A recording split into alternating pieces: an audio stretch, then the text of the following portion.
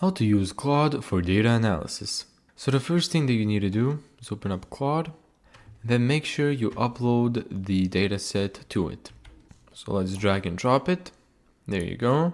And now simply ask it to do whatever you want. For example, analyze this data set and summarize the most important insights. You can also ask it to create a graph, and let's run it. And there you go. It separated revenue leaders, growth, marketing spend pays off, and customer satisfaction rising. Here it separated the monthly revenue by product, revenue by region, marketing spend, customer rating trend. Now we can also ask it to identify hidden insights a business owner might overlook. For example, phone's market efficiency is quietly eroding, and it explains why that is with graphs and percentage changes. You can also ask it to create a presentation about the analysis that it made.